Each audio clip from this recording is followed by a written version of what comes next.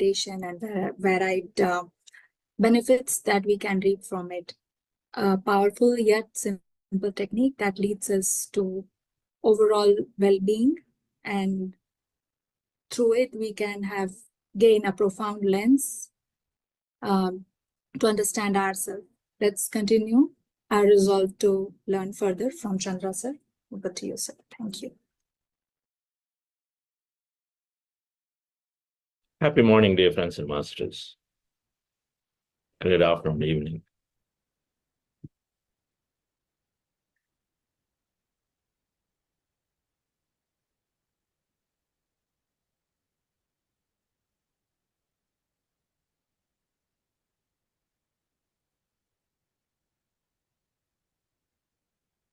Sometime, maybe roughly about 10, 12 years ago now,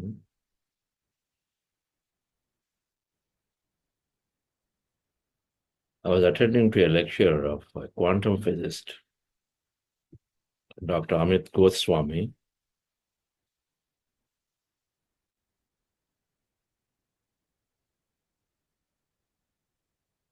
He was talking about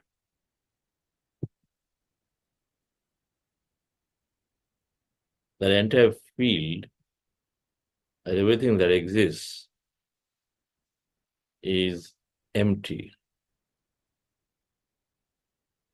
99.9999% empty. He was talking about the observer effect.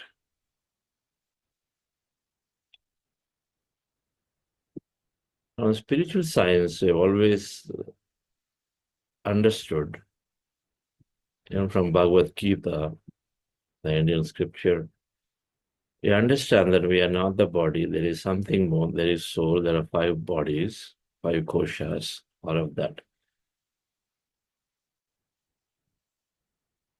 But from a modern science perspective, that session gave me some insights.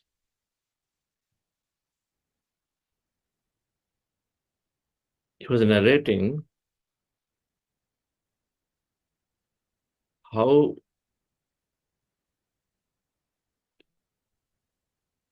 when we say God intelligence exists everywhere, where you see, where you find it, the answer we've always been given. Where you see, where is the intelligence of God does not exist. It exists everywhere. Wherever you see, you find it. Where you look, you'll find it, is the answer that I was given when I was young. It's everything, everywhere. It was just an statement.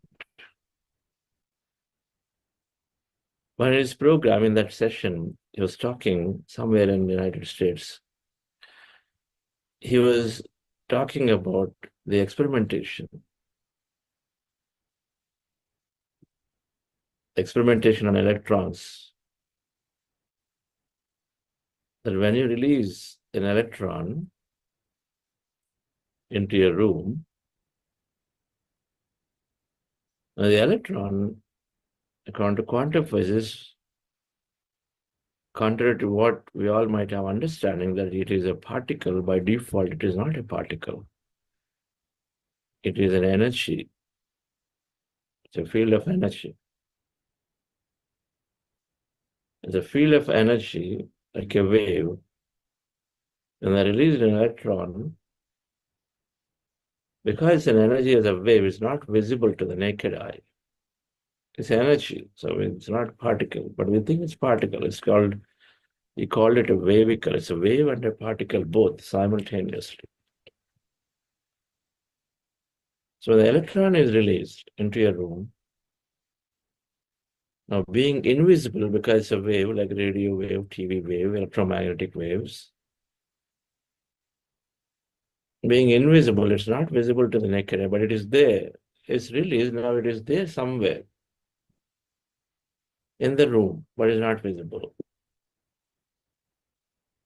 Because default, the tiniest subatomic particles which we call particle, are waves by default. And so when it is there somewhere, but you know where it is. But when an observer is put looking for an electron and say, maybe it is here, then it showed up there. Maybe it is here, then it showed up here.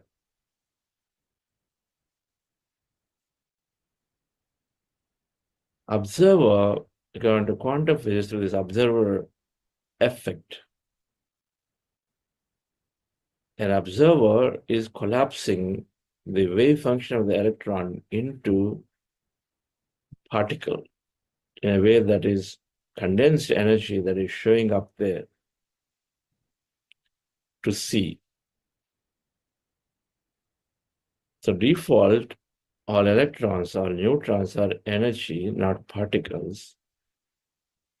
And then when they're observers, then they are showing up, collapsing themselves into the physicality and then a way that we can see. First thing, which means that it exists everywhere. The electron can exist anywhere because a wave, it could be anywhere spreading. But then it shows up somewhere where you look for as an observer, then you're putting attention on it, and then it becomes matter.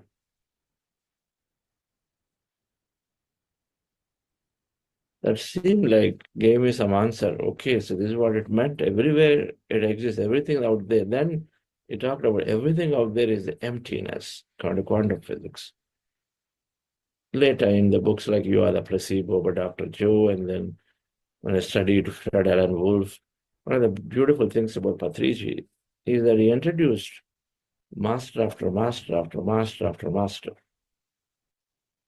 He always encouraged studying from everyone. Take the best. Take the best, aligning to 3 core principles, not take everything.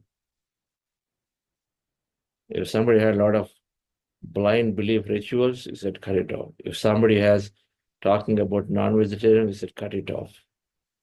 Things that don't feel right to you, we take it out. But there are a lot of things that there are great masters, so many of them have talked about.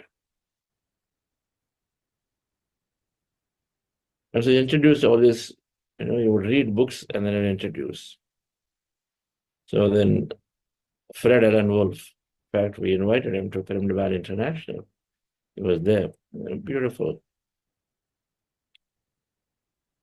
He's got his own version, but expresses pretty well about, in simple terms about quantum physics, understanding of what is there out there. But the point is that now Dr. Amit Goswami was talking about everything as being emptiness.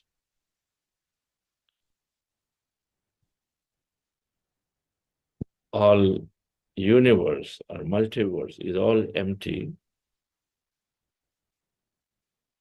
But the emptiness is filled with vibrations, subtle vibrations called energy.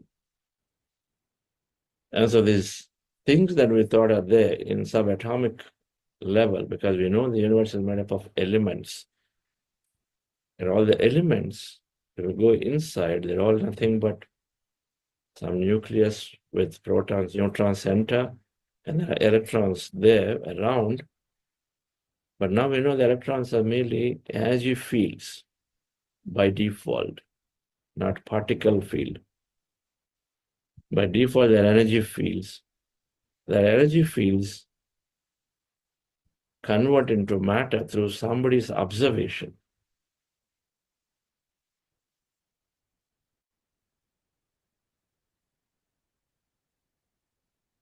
So that was sufficient for me to connect to a core spiritual science,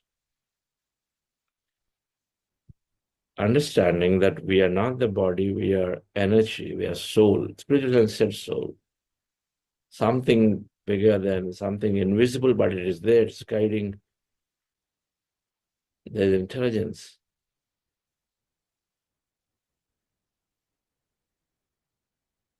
And then through our thoughts create reality. So it made sense.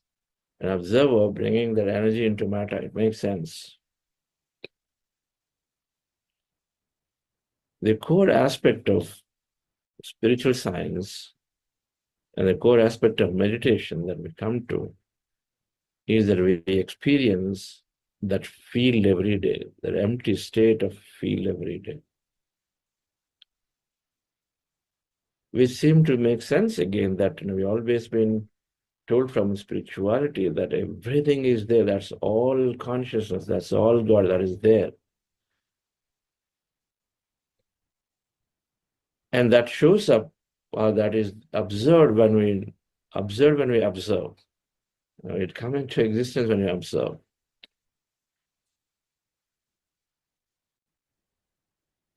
We also know if there are 10 people in a room, until the time you observe, you may not notice the 8 people at all. Many times we know it.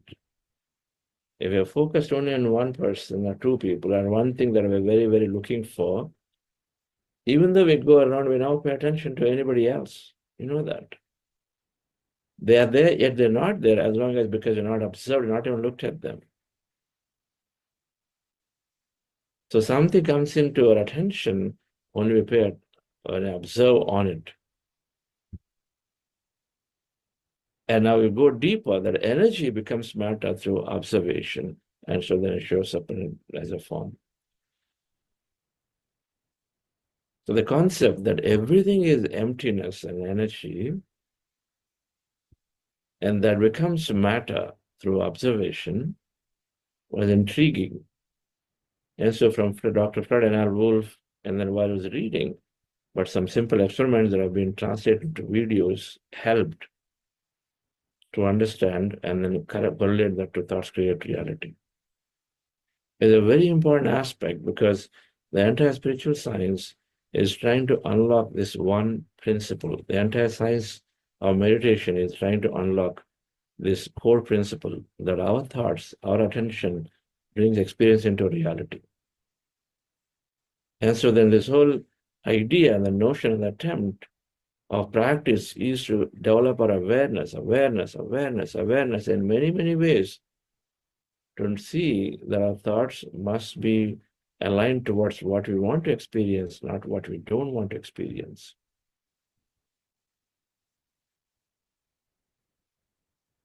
People who go into guilt mode because they feel because of me something happened to somebody. The guilt mode means that you are having thoughts in a direction that not you want. Because of me, this is happening to somebody. And when you say that, now your thought is not what you want, because of it's happening to somebody means you will create more of it to that person. You will create more of it to that person. If you are truly, truly wishing for the betterment of a person, then you will become aware and then stop having that part. And then because of me, I'm always doing stupid things, and then I'm always causing hurt and grief to my family. And somebody says that they are continuing to cause more of it. If they understand the science behind this.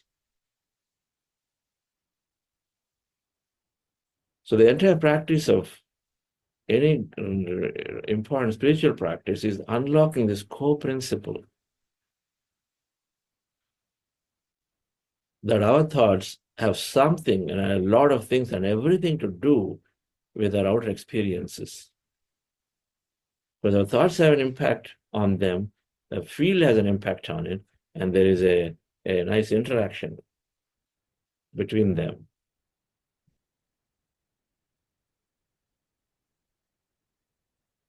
So let's go into meditation and understand this aspect of how everything seems to be made up of energy, yet I feel myself as this solid. If everything is emptiness energy, then I'm also emptiness energy. And then try to connect that with this spiritual science principle that we are not the body, we are the soul. We understand this process today, and then connect with the spiritual science that we are not the body, we are soul. We have unlimited potential in us, and then our thoughts invoke that potential. Three things that I understood in the beginning of my spiritual journey. And then later, when I understood this quantum field theory concept, they got married very beautifully.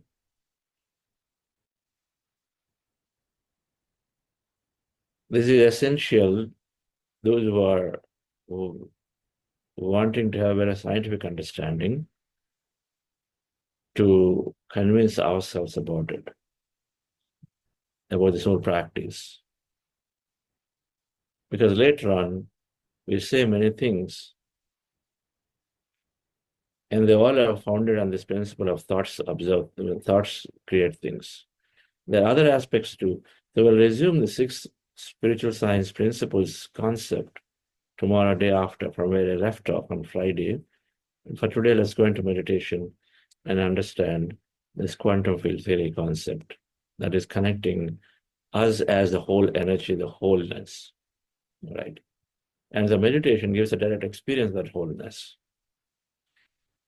Relax yourself, dear friends.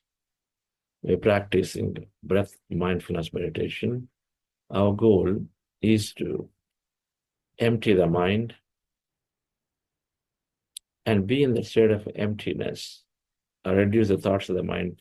We do this by observing our normal, natural breath as you see in the picture. Sitting down comfortably in a chair or on the floor, crossing your feet at ankle, fingers into fingers, hands comfortably rested, closing your eyes, observing your normal, natural breath anywhere in the nose, and slowly, slowly thoughts come down. We go into states of emptiness, states of energy, states of experience in our visions in our mind, potentially. If anything happens to you when you observe your breath as thoughts come down, happens means any feeling of sensation, movements of any of those, observe them. At any given time you have thought, bring your attention back to the breath. Now, before we do this, I wanted to introduce a technique called heart elevation process. For those of you new, you all would have, many of you attended before. Of course, we practice always this technique called heart elevation. Heart elevation process, which we start with, is a simple process to move ourselves into a heightened emotion. So it helps to sort of settle the brain down. If you have, many thoughts are, worried about things, wake up and think about a lot of things are there to do, overwhelmed. And so this heart elevation process is to elevate ourselves into higher emotion, sort of settles the brain down into a nice alpha state, which is very conducive for breath mindfulness meditation, because that's the beginning of the meditation states in our brain waves. So the process, and I'll talk about the science later, this process is simple. The sitting down, just like in breath mindfulness meditation, on the chair means yes, sit down cross-legged. Your eyes closed, specs remote, same. Well, then here in this process, we're going to do this for a few minutes, and then we slip into breath mindfulness meditation. And here you keep your hands on your chest area and resting your attention on your heart. In breath mindfulness meditation, rest your attention on the nose. Observe the breath there. Here, for the first few minutes, when you do this technique, you put your attention on your heart with your hands on your heart. And then feel your heartbeat rhythm. That sort of helps to connect with the heart center. It sort of brings your breath into a very balanced state. Your heart is going into coherent state, something where heart rate variability becomes uniform. Your heart is beating erratically, going up and down, it's happening, but it becomes very uniform. The deviation from the normal is uniform. It's called heart rate variability. When you observe, and it just your attention on your heart, and then observe that as you take slow, long breaths, then your heart is becoming very, very coherent. Body is going to homeostasis. Then continue there for a couple of minutes, observing your heart center, resting your attention on your heart. Then you bring up, as you generate an emotion, you go into an experience imagining, maybe smelling a flower, touching and hugging a tree, playing with a child, going to a trek in nature with friends, helping somebody out there in your family who requires that help. Any of those which makes you feel good, joyful, make you feel that you're expressing the love or appreciating somebody for what they've done to you, appreciation. All these emotions are good emotions which are helping you to increase the coherence in our heart. So we observe, so we generate an imagine of an experience which is bringing that emotion, right? Which you imagine. When we are distracted, what do? We go into nature, walking, because that helps us to sort of not worry about things too much. Nature sort of helps. It's the same thing we do. You smell a flower, right? You touch a plant, or hug a tree. So it makes us feel good. So do that, imagine. And so go into that higher emotion for some time. That's step two. And third is that then I ask that you make an intention to send that energy to everybody who is in need in this planet, people who require that help. Where your attention goes, that energy flows is a quantum physics concept. So your energy flows. And so then when you put your intention saying, my energy, the energy of love, energy of appreciation is spreading everywhere, and you make that intention, going to those people in Ukraine who are suffering. And so then automatically the energy goes there to them because the energy is traversing the speed of light here. And so then it goes instantaneously. Your attention moves the energy there. And the more you spread that energy to others, the more coherent we become. That's a scientific discovery by HeartMath Institute. So do this process, dear friends, called heart elevation process for a few minutes. And then we go into breath mindfulness meditation as a continuum. Relax yourself, sit comfortably, relax your body.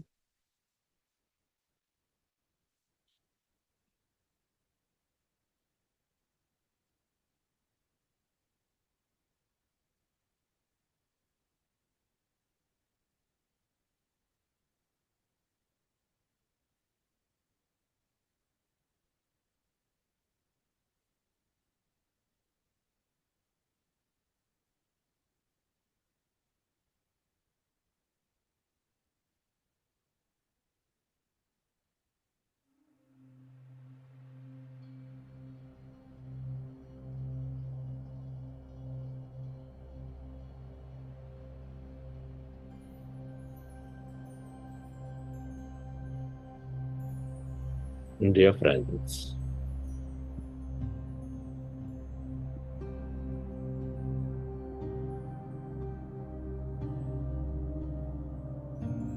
dear masters, with your specs removed, eyes closed,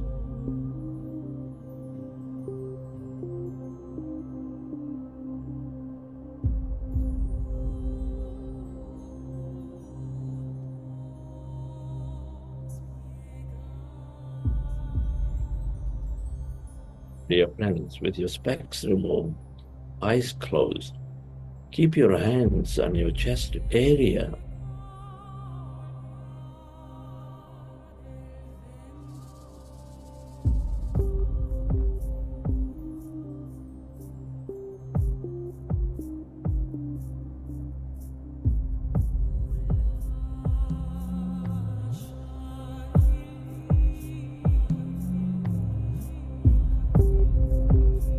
And rest your attention on your sacred heart.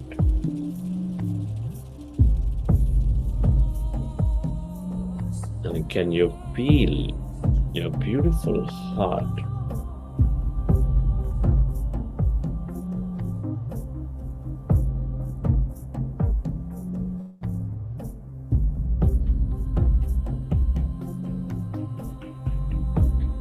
Feel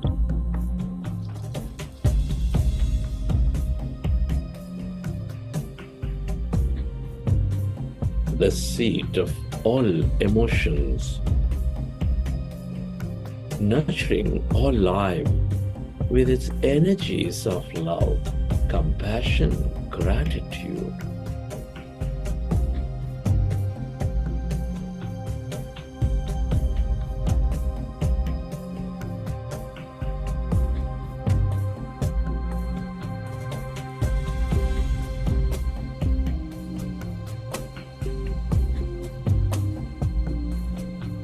recollect an experience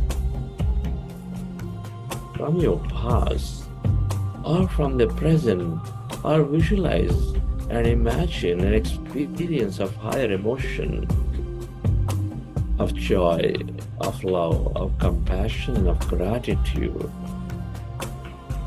playing with that child, extending your love, helping somebody, being very compassionate, smelling that flower, walking in nature, or whatever that may be, dear friends. Imagine yourself to be in that experience and generate that emotions and feel.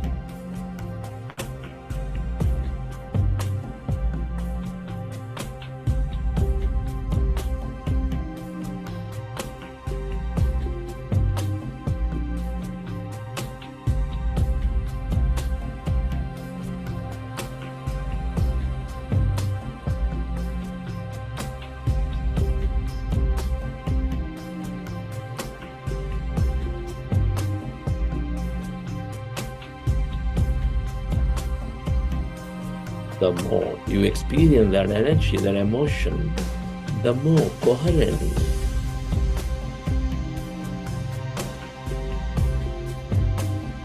you become, the more coherent your body and mind go into.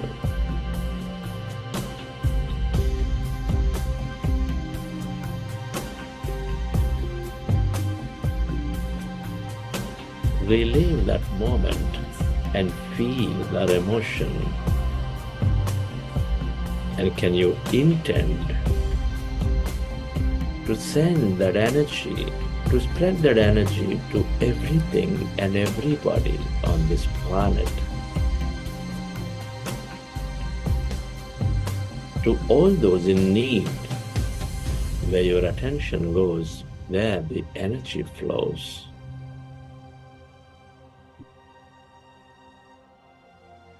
Feel. We are all deeply interconnected.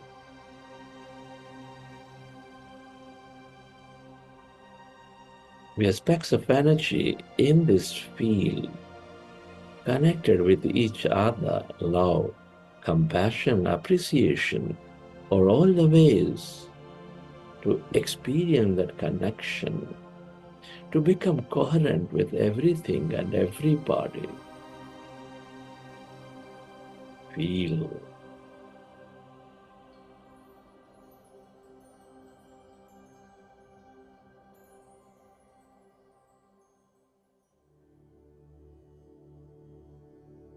And slowly, let's go into breath mindfulness meditation.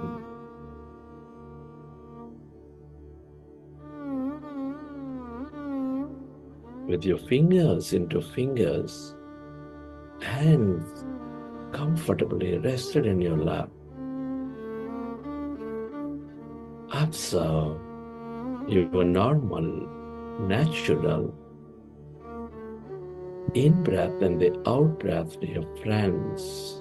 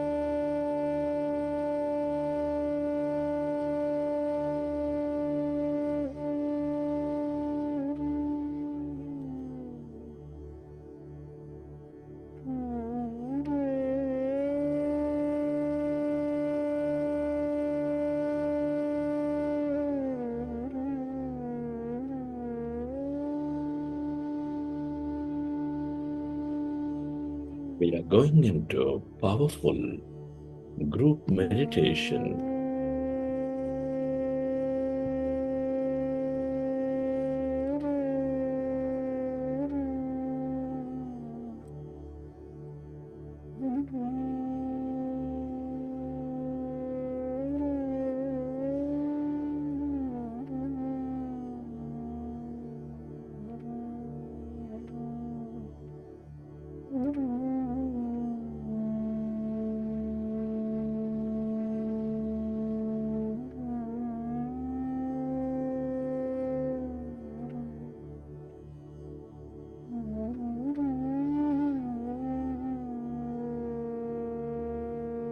Observe your normal, natural in breath and the out breath.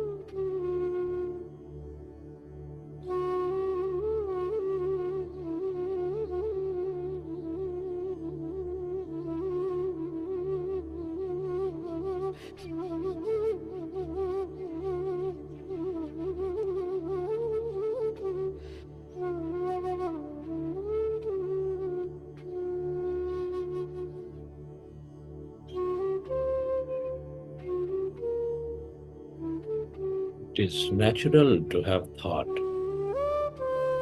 When you recognize you are in thought, go back to observing your breath.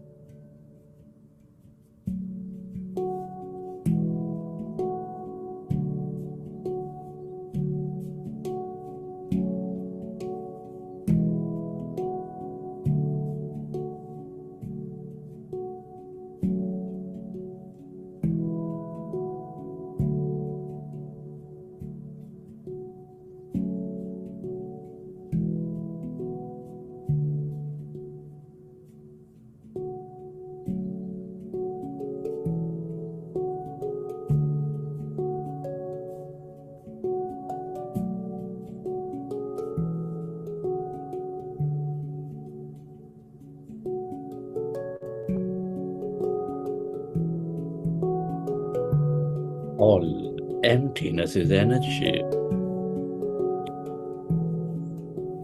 This is the quantum field of energy, the field of limitless possibilities.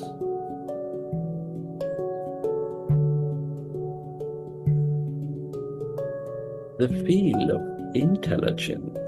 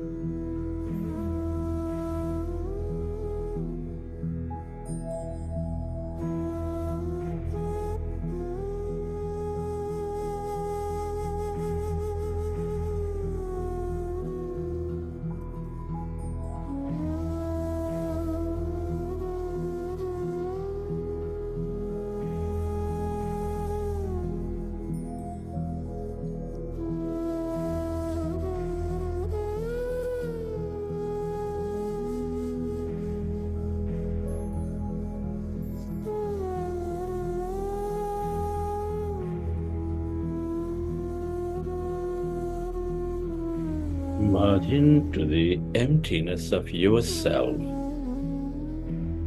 your divine self.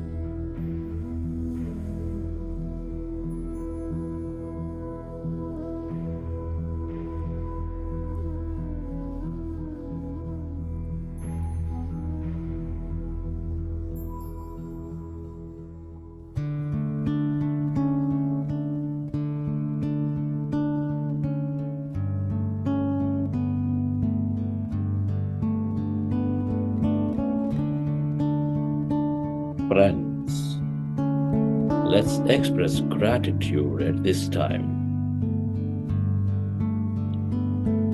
Can you express gratitude to your parents for giving us this beautiful connection to this field? Be grateful to your teachers and mentors for expanding your knowledge and wisdom.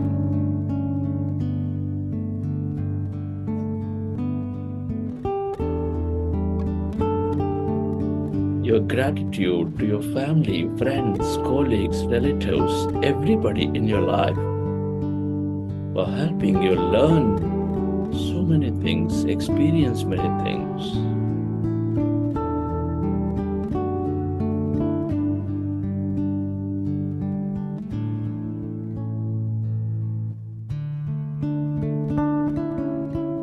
Your gratitude to this grand nature, the bird, the fish, and the animals, to everything you use, the technology, the system, the company, the governments.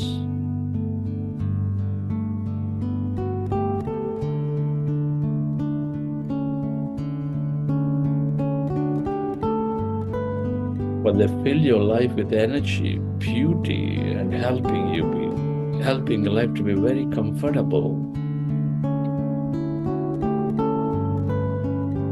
Be grateful to yourself for caring for you, for caring for others, and to this intelligent universe for helping you experience this life at this time of history.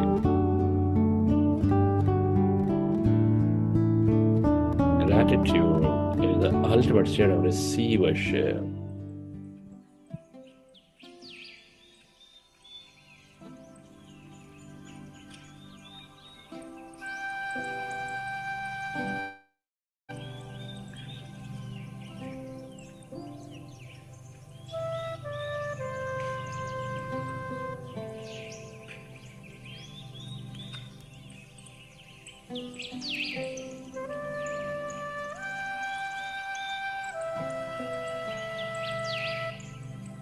Relax your body and recollect your experiences from the session.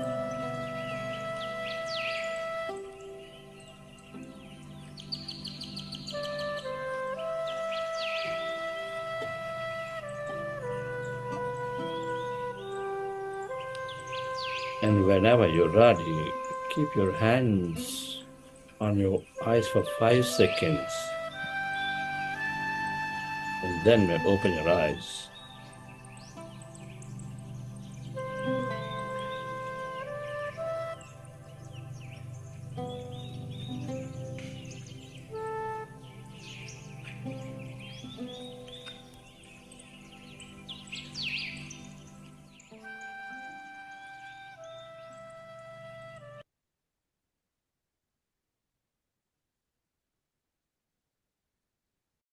Okay, friends. Hope you enjoy the session.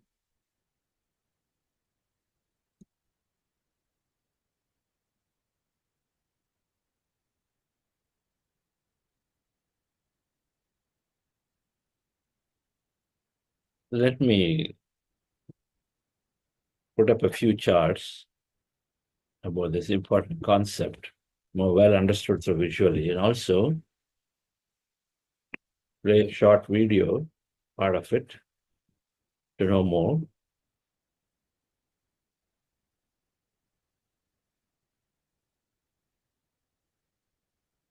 This understanding is very important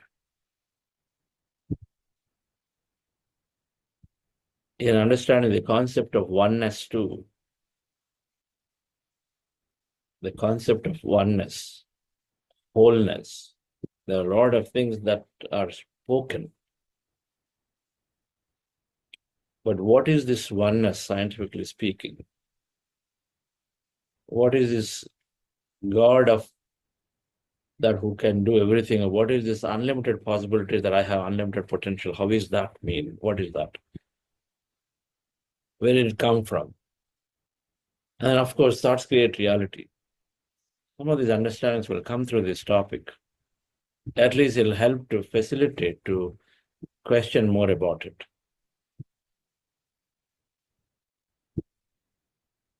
So we're going to explore a few quantum physics principles and then connect this with connect it with the spiritual science concepts. From quantum physics theories, we derive that we are less matter, more energy. Our potentiality is unlimited, infinite. And our observation brings these potentials into physicality.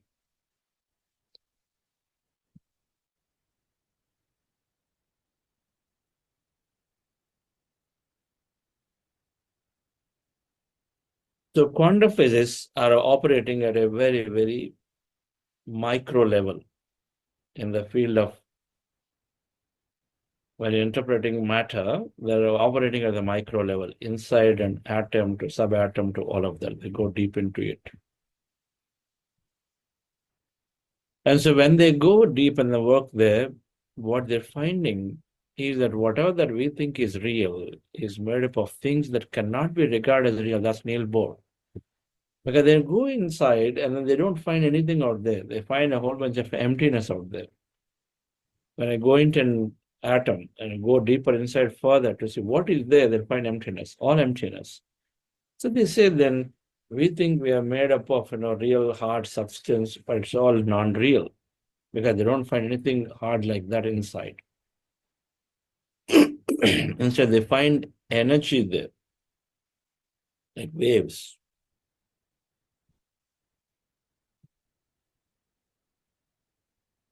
Heisenberg is another physics. The reality we can put into words is never reality itself. That's what he's saying. Whatever we say is reality, and we say, oh, this is hard, this is soft, this is this is that. Everything he's saying is Now reality becomes made up of something that is made up of energy. It's really that the way you perceive it is not that. A water is there, vapor. Now by default, it says everything is like that, invisible field. It comes into reality only through some observation, goes away, but it's not really the way you think it is there. For example, the electrons in our body are oscillating 6 to 7 times a second. They're always oscillating as energy and matter, energy and matter, energy and matter. We think it's continuously there as matter, but it's not. It's just energy and then becoming matter, going back and energy, becoming matter. The base and the root is energy. That's what quantum physics are saying. So there are the three principles which we took to understand. When you look at an everything and then looking at a human here, human organs, you look at human organs, you have cells. There are many cells are there. Nerve cells, skin cells, liver cells, kidney cells, and all of that. You further go into a cell, then you'll find a lot of molecules in it. Water is a molecule. Any acid is a molecule. Any carbohydrate or whatever is a molecule. They're all are molecules. Means what? They're a group of atoms strung together based on the property, right? Water is H2O. So we have learned this a little bit of physics. So molecules. Now go further inside molecules, you see atoms. So the lowest level that we generally studied in physics, particularly in India, is that we are studying up to atoms and saying, okay, then everything is made up of atoms, elements. That's what they call elements. So an atom is containing, if you go inside, subatomic particles. If the atom is broken further, the atom has subatomic particles called electrons, and then proton, which contains neutron.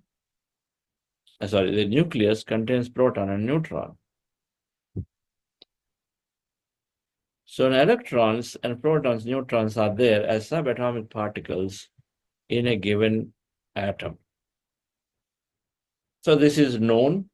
So if you just decompose a human body, then you're getting down to ultimately a whole bunch of subatomic particles. How many cells are there in human body? Billions and billions of cells are there. If billions and billions of cells are there in human body, then you will have trillions of molecules, and so then you have trillions of atoms. And so then you have trillions and trillions of subatomic particles like electrons and protons and neutrons, ultimately. So first thing just to understand is that we are made up of all these subatomic particles, trillions and trillions, countless of them. It's really that many. Then what they notice that atom that we think is contain electrons and neutrons, which is told to us as contains, is like a particle, contains weight. So because electrons and neutrons contain mass, they have weight. And so they're made up of an atom. So an atom is also like that. But what they found is that quantum physicists, to the great surprise, an atom when it's measured is 99.999999999999% empty. An atom is nearly all of it is empty. All of it is filled with that emptiness. They notice is vibration. It's energy. Vibration is energy. So what they thought an atom made up of is like a particle. They would take iron, like hard stuff, right? And I go into iron element, and you'll find that there is 99.99% empty. That's what quantum physics is finding. It's all empty.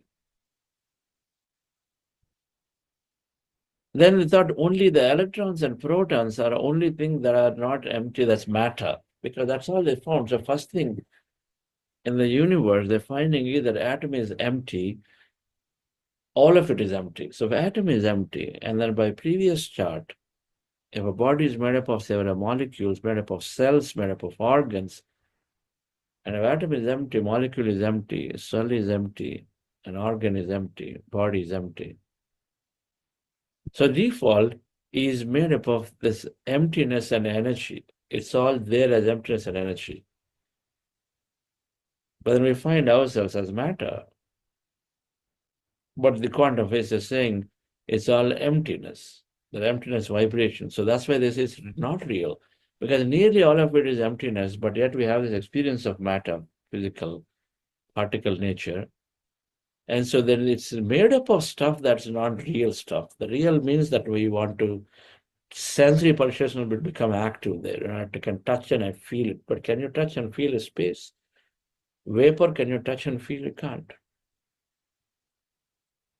So they are saying it's because that's why it's unreal. Illusion, Maya. What you think is real is not really real, is the philosophical concept. It's Maya. It is there, it is not there.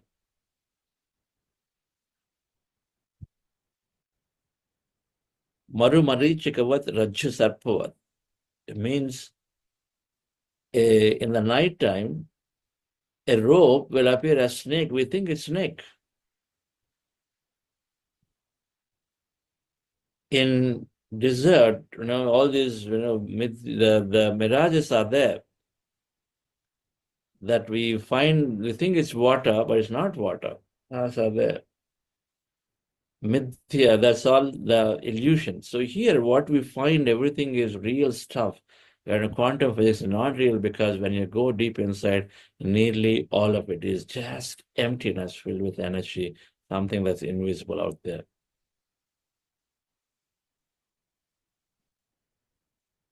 You go inside, that's what they're finding. Now, if 99.99% is empty, even that if thought only that electrons and neutrons must be some mass is there, and they must be weight, and so there must be particle, everything else is emptiness energy. But then what they're finding is that all subatomic particles, even those that electrons, neutrons, protons, even they are by default energy. By default, even those little electrons that are going around the neutron, a nucleus in the center, and then even the nucleus is all by default energy. That's what they're finding it to be, finding them to be. They're not finding them to be by default as particles. They're finding them to be as energy. And so that energy, with a lot of probabilities of it becoming matter, but it's by default, it's energy. You got many possibilities. I was talking about in the beginning, an experiment of electron being released. And so then that electron is being released. 1 second, there is. That experiment of electron being released into the room. So then now the electron can exist anywhere, because the energy wave, and a wave goes everywhere by default. And so by default, even the electrons, neutrons are energy. They're oscillating, vibrating.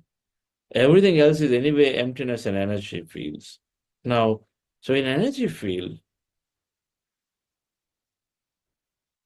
because everything is energy, electrons, neutrons are also energy. That means 100% everything is energy. And energy behaves like a wave. And so then in energy field, dear friends, the thing to understand is that when it's all energy, it's all one. You see, below, you have an atom, but then you also have a wave, where the energy is wave. An atom, which we thought as a particle, is, it's got a shape there. Maybe it's round or whatever. It's generally depicted as round. But as a particle, you can touch and feel with thought, but its default, it's energy, because the electrons and neutrons are energy. 99.99% everything else is energy. So the whole of atom is energy. And so then energy is like a wave. And then does it stay still? It just traverses everywhere. So when its energy is going, traversing everywhere in all directions. In what direction it goes? If you leave vapor in the room, and which direction does it go? It goes in all directions. Wherever there's no resistance, it's going. And so by default, an atom as energy is spreading that energy is spreading everywhere, all around. How many atoms are there in human?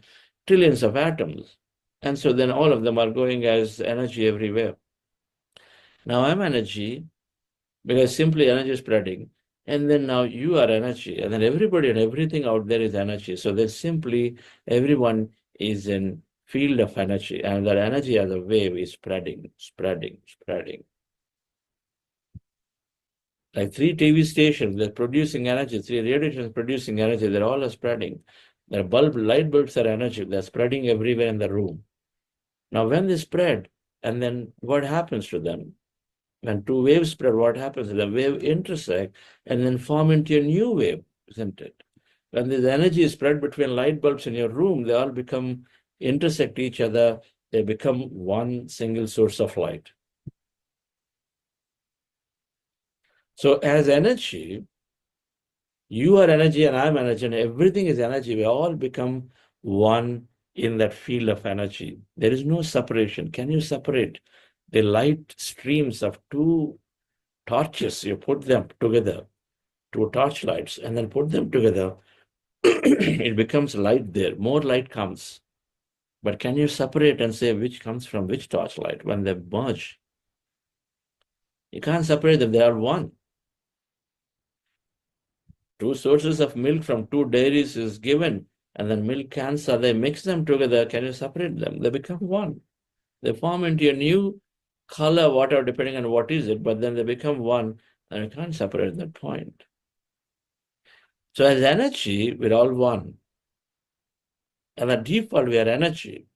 In the quantum physics, go inside. And so by default, as energy, we are energy, and we're all one single large field in this whole existence. Now, what is that? What is not energy? Everything is energy. That's quantum physics discovery. Everything that out there is simply energy. And so that means everything out there is connected as one single field. It's called quantum field. It's called Brahman. It's called consciousness. That exists everywhere. In that, you are deeply there as energy, as connected.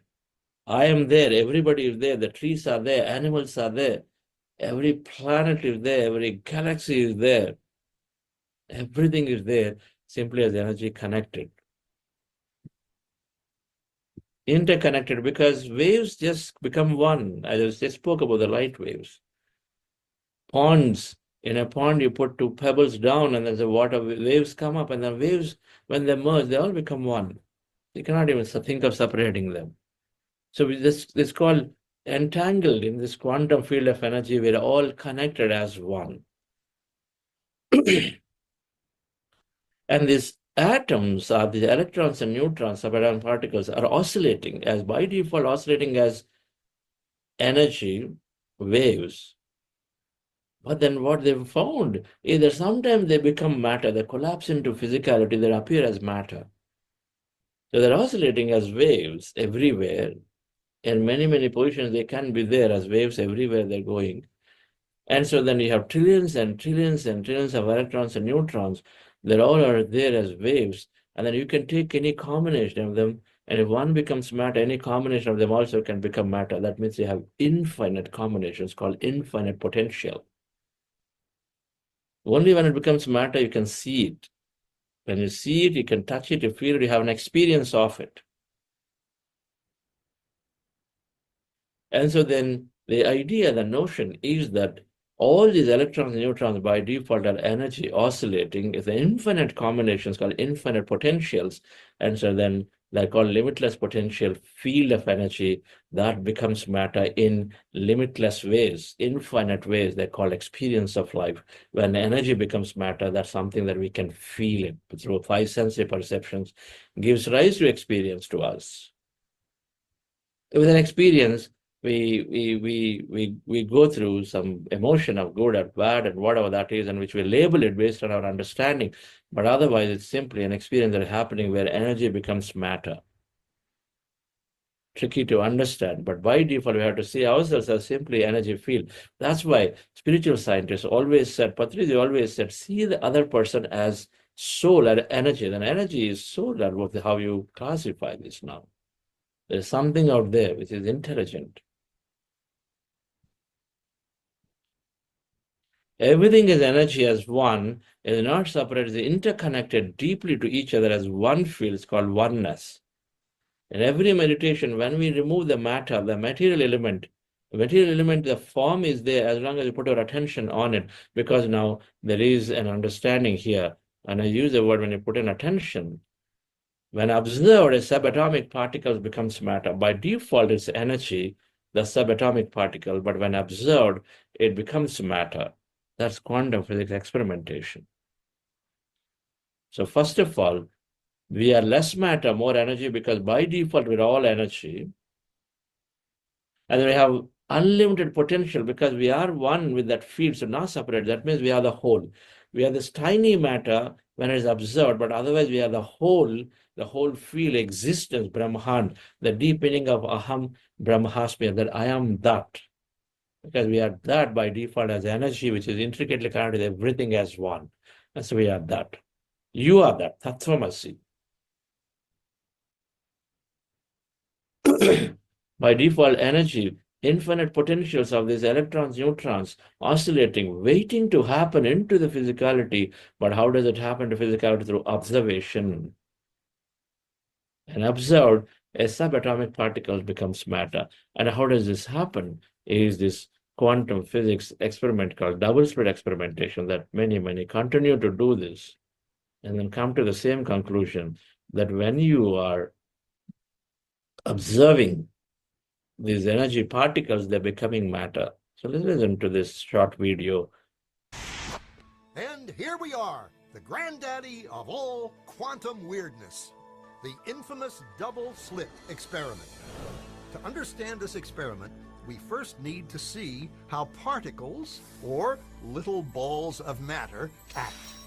If we randomly shoot a small object, say a marble, at the screen, we see a pattern on the back wall where they went through the slit and hit. Now, if we add a second slit, we would expect to see a second band duplicated to the right. Now, let's look at waves.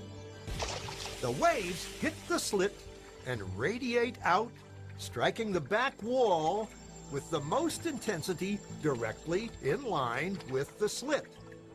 The line of brightness on the back screen shows that intensity. This is similar to the line the marbles make.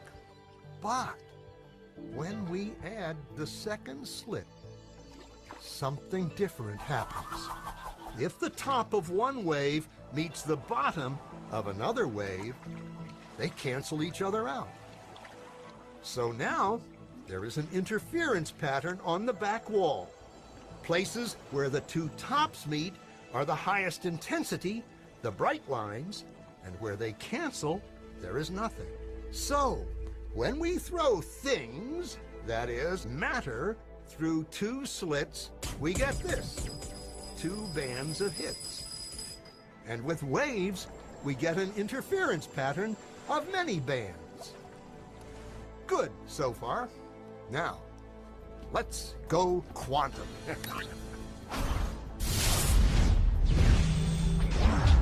An electron is a tiny, tiny bit of matter, like a tiny marble. Let's fire a stream through one slit.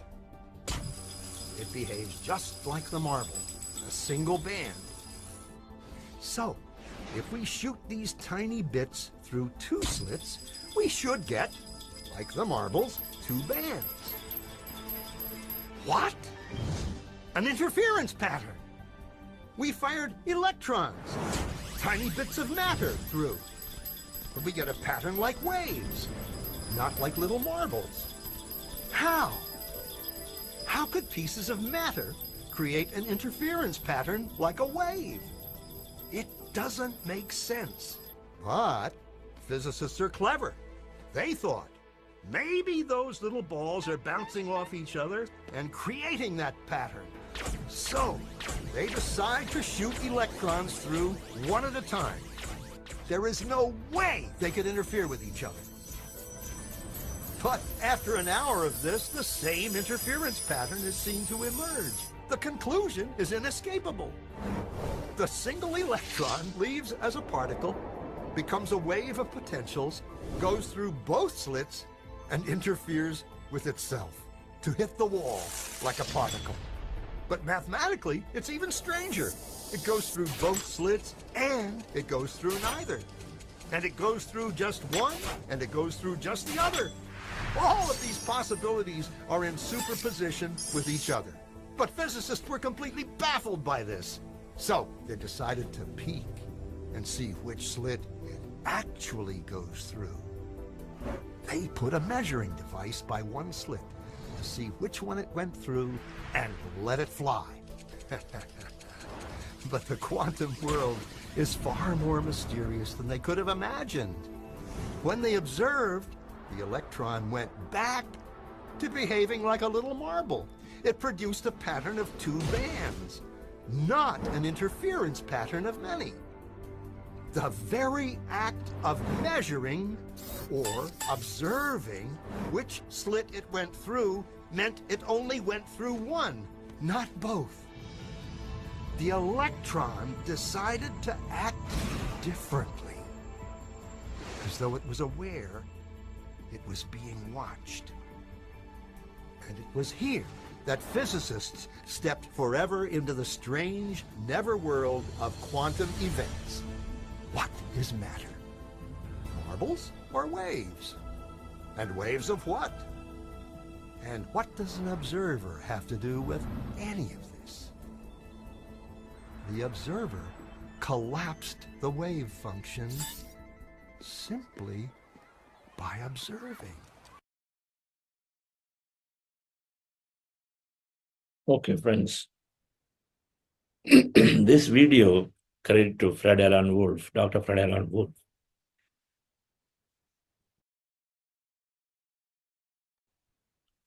Now, it is on YouTube. It can be listened over and over to understand a little bit more of what it is saying. We brush up the concept of wave function a little bit, and then you listen to it again.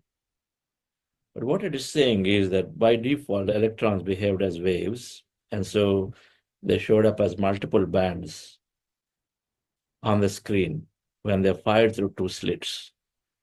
But when you fire, if you have two straight lines, if you're throwing balls like electrons, then you would expect them in two straight lines. But they're fired, when there's two slits, they found many bands, like a wave. When you send waves, it's how it shows up, called wave interference. But when they put an observer, somebody who's consciously observing, expecting it to be like a particle, then it showed up as bands again. That means like particles. So the default, it showed up as a wave, the electrons. But when an observer is put, a conscious observer, expecting it to show up as particle, then showed up as particle. And remove the observer, it goes back as wave again. So this observer, and observing or putting attention on it, then it shows up into the particle, otherwise it's staying as energy. So this is called observation manifests possibilities. That means the electrons and neutrons, which are by default as energy, oscillating and waiting to be collapsed into physicality through an observation. Otherwise, this whole field just simply is energy. There's like a ball of yarn there. Huge amount of yarn is produced in these factories. Now the yarn is just sitting there. But it can be taken into, observed into, or by taken into, made into various things, but depending on somebody's intention of what I want to make it to be. The ball of yarn, I can turn it into, various shapes, depending on what I want to make them into be. Until then, it's simply there. By default, the field is energy. Everything is a possibility. That yarn is there. You can make into anything. You can make into any combinations of stuff. Only when somebody wants to make into something, then it becomes that something, otherwise simply energy by default. Observation brings something into matter. If an electron becomes matter, now you take a group of electrons, they can become a group of electrons into matter. Trillions of electrons string together into matter, into different patterns, different shapes. And they're called our experiences. So observation creates the possibilities into experiences or matter. So now stitching that into what is a physical event or an experience that is happening for you, behind every event, there is an experience for us. Ultimately, we strive for experiences. And any newer experience always gives us happiness. And happiness is by learning something new and experiencing. That's really two things. That's where you constitute happiness. And if it is the same thing repeated, it goes to boredom. Something new, then you have generally find happiness. Feeling good about having learned, feeling good about having experienced something.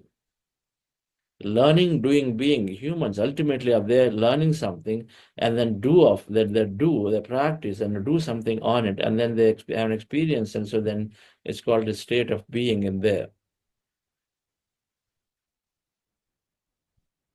Joyful. I do meditation many a times.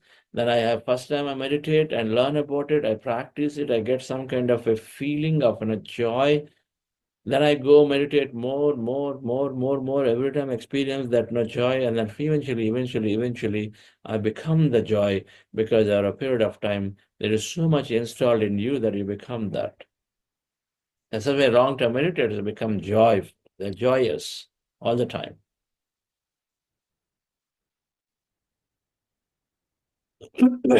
I trying to climb a mountain. I know how to climb a mountain, and I do it once, twice, thrice. I have experienced good. But if I keep falling, I come to the conclusion every time experience is falling, then then I come to a conclusion that this is falling and then it hurts. And so I come, and the mountain is equal to a very tough situation and hurt.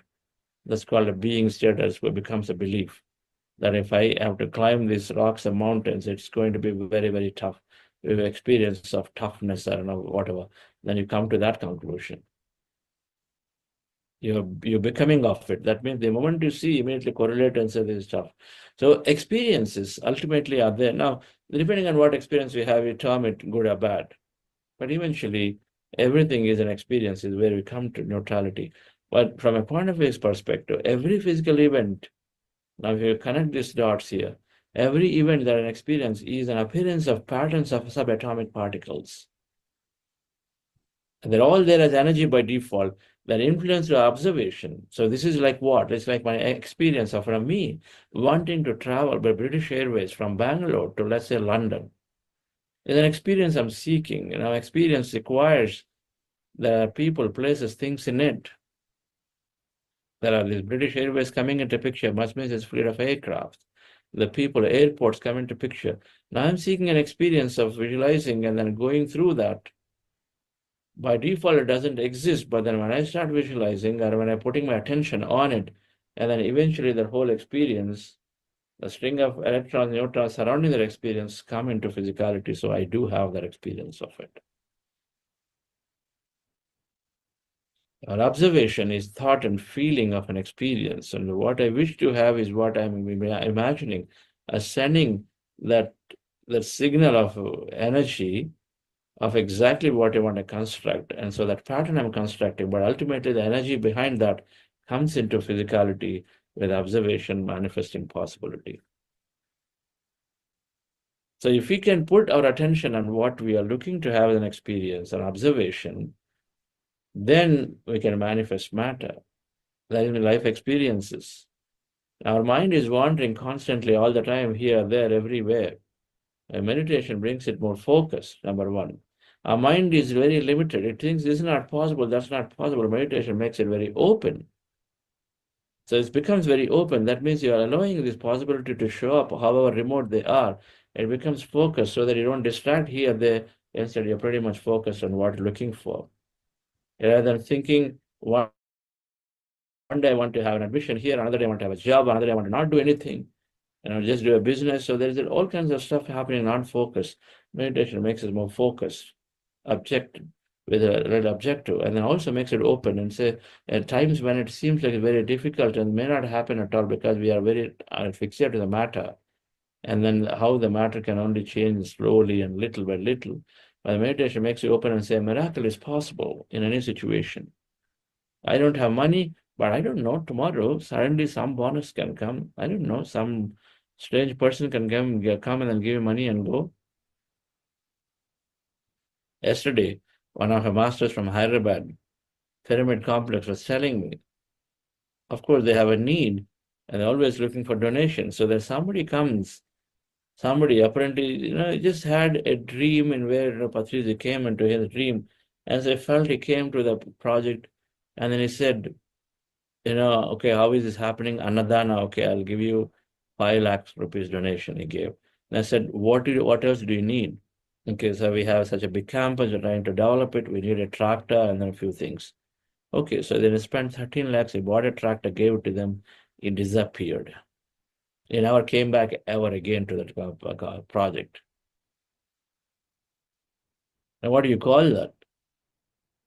What do you call that? It happens, they come, they donate, give, and then go away. Miraculously. So this is what happens when you're open-minded, and when your meditation makes you open and say, okay, anything is possible. And so then things come. And otherwise you're thinking, how will it happen? You're constantly doubting. The whole doubt will manifest more and more doubt. If observation manifests possibility, and if you're doubtful about things, then you only produce doubtful experience. That means it may happen, may not happen. You'll always be in that situation. That sales deal is coming, it's not coming because you're doubting. The deal that you thought is yours is not happening because it's just doubting. It is there, but it's not there. In your reach, but it's not in your reach. Doubt. So become open, become focused, and then manifest matter and difference. So before I conclude, now what I want to say is that in this thing, in the quantum physics and spiritual science, I draw parallelism before I conclude it. Spiritual science said we are not the body, we are consciousness, we are soul, we are divine, you are God, Aham Brahmasmi. Now we see we have matter, tiny, tiny, tiny. It's all energy in quantum physics. All energy are connected. You are one, you are the whole. So it is that equation there. It makes sense. From science perspective, we say we are this energy field intricately connected, and then we are the existence of all of it. And spiritual science is saying, Aham Brahmasmi, I am that. I am Atma, I am Paramatma. What Adi Shankaracharya just said, Advaita, where everything, there is no Dvaita, no two. You as soul, and then the God as consciousness, they are the same. It's all one. Atma, Paramatma become one, and there's an entire field. And quantum physics is saying we are that because we are the simply energy and intricately connected. The second thing is that, and if you are divine, if you are the whole, then you have this divine power, infinite power, right? That everything is existence, is you, that infinite power in us, unlimited power. If you are God, if you are Aham, if you are Brahman, then you have everything. You have the whole power of love, you have energy, you have wisdom. Prajnanam Brahma, that's why everything is the Prajnanam, Jnana, the whole Brahman is just wisdom and knowledge. It is that. And you have that, you are the infinite love, your infinite creation, your energy. Now, the quantum physics statement is that we are unlimited possibilities and potential. Infinity, unlimited is the same. Our potential of doing and experiencing anything is there simply as energy. And then what is the third thing, or the unlocking part? Our observation manifests possibilities, is quantum physics saying. And spiritual science said, yeah, bhavam tad bhavati, Sanskrit statement, as your bhava, as your intention is your bhavati, your experience is, your thoughts are producing that matter. The real divine potential is bringing into a matter experience through your thought. Thoughts create things. Ya mati sagathir bhavad.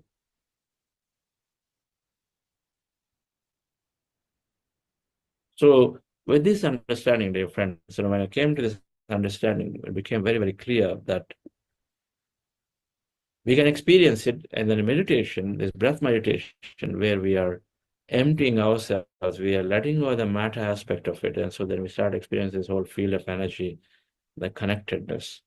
And this whole, when we use the word one, because we're connected as one, not separate. We use the word whole because everything is we and that, and so we are whole, complete. And the statements are made, we are always complete. So what you're looking for, this experience we have in meditation, that experience of wholeness. If I am the whole, then what am I trying to chase? The lack must slowly disappear. The understanding must come. The lack must disappear because everything is with me. How do I extract it? Through my thought. Through my thought, I find it and see it through my thought. And that's why the whole manifestation science is centered around our thoughts and feelings, right? Thank you very much. Very important, and understanding this important concept, which is the basis for most of the experience when people say my life changed, because the thought process changes. Thought process changes, and then meditation makes them very coherent to have this continuous focus thought on towards what they want, and so then attract things. And so then they say my life changed in a way they didn't expect. Yes, Richa, any announcements, please? Yes, sir. We have announcement regarding the book club. The Inspired Book Club. Today, the book that will be discussed is Autobiography of Yogi by Paramahansa Yogananda. There will be 2 batches. The first batch starting at 8:15 a.m. to 9:15 a.m. IST, and batch 2 at 8 p.m. to 9 p.m. IST. So please join as per your convenience. Okay. Okay. Thank you. Book clubs are a lot of this information that we talked about will, of course, be touched upon in the Breaking the Habit of Being Yourself. Is scientifically, an autobiography of yogi is mystically is going to bring up the same concepts in many ways, that experiencing the power. The perfect combination of books that we can read this time to understand these concepts. So hope you make use of it. Thank you all. Have a wonderful day.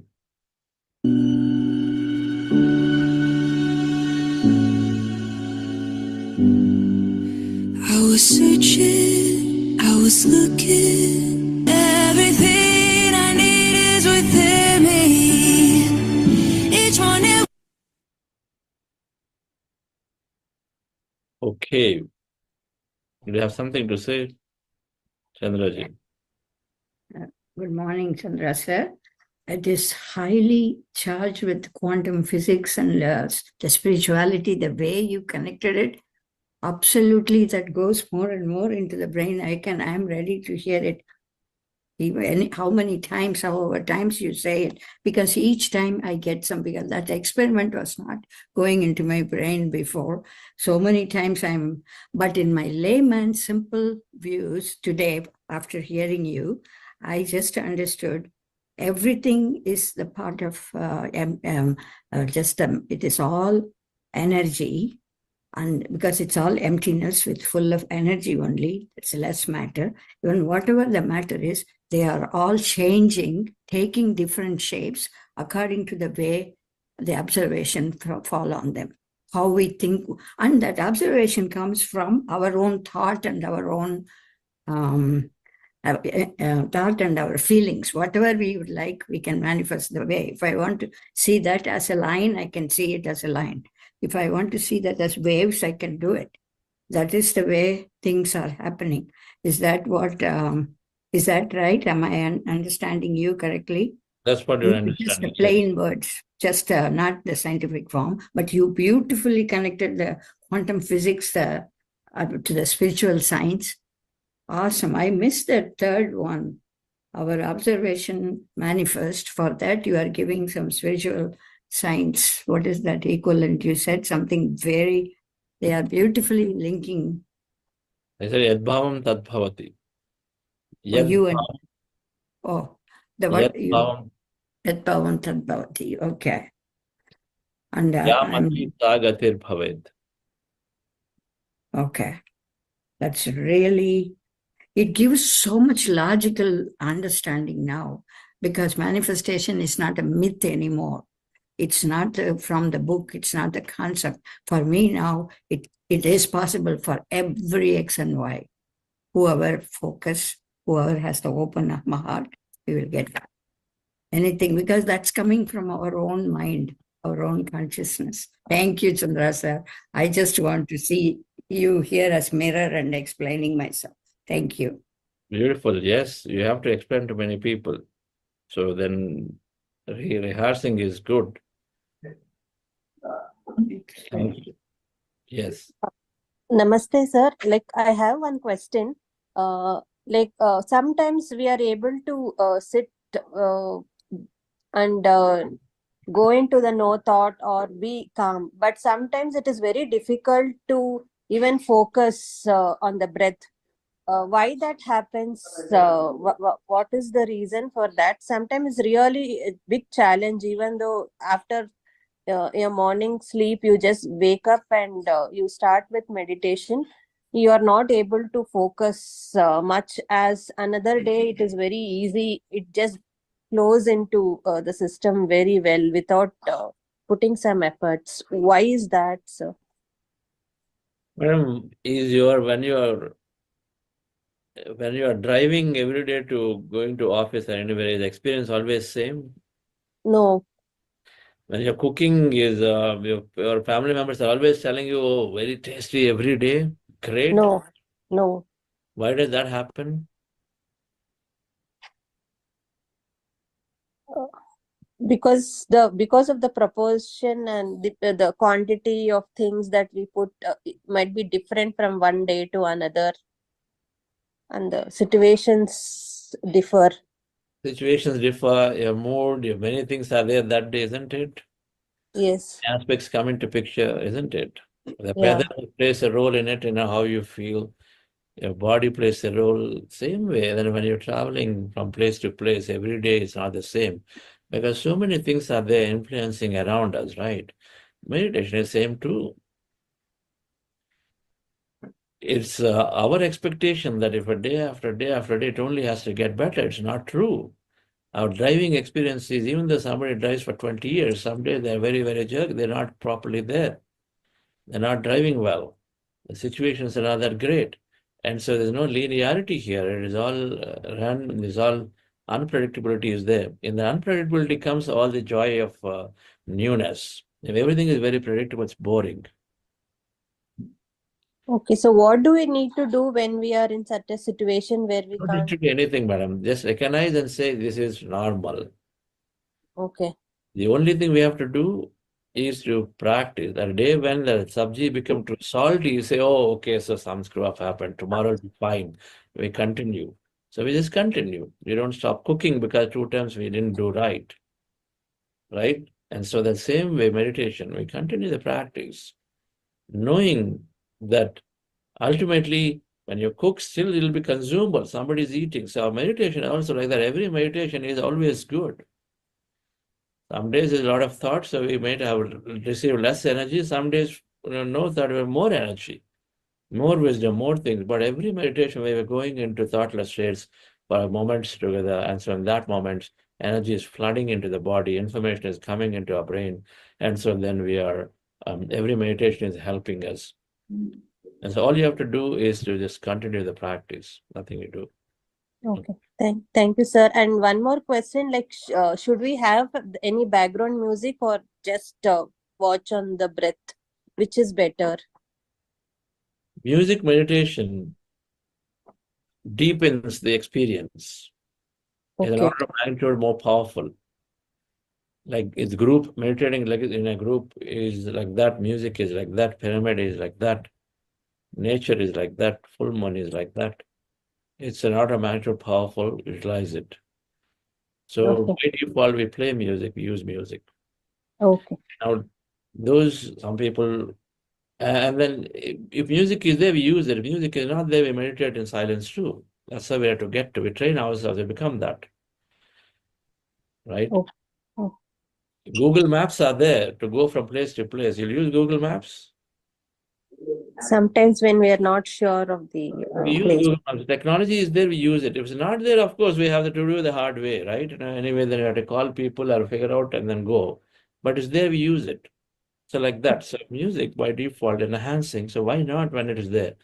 When you go into remote places somewhere, no battery, no phone, then you should sit in my silence and meditate and still be able to go to the same states. But when it is there, use it like that. We don't addict it to it, we get addicted to it, but we use it. It's there.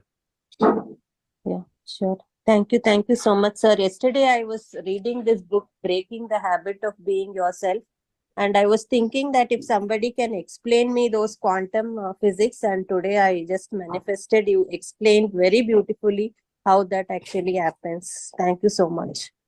Thank you, madam. That book is there. Please join the book clubs. Yeah, like I'm not sure how to join now. I've posted the link, so I will get in touch with one of them and join. They'll post the links in the WhatsApp groups if you're part of it. Okay, yeah, sure. But Thank you so much. sir. Okay. Thank you all. Yeah. Have a good one.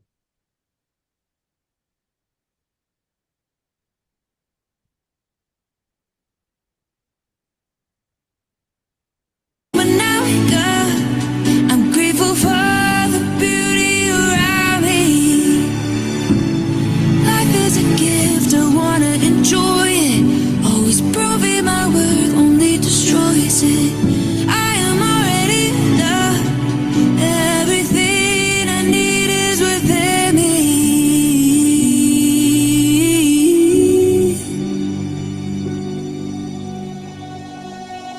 My motivation can't be validation.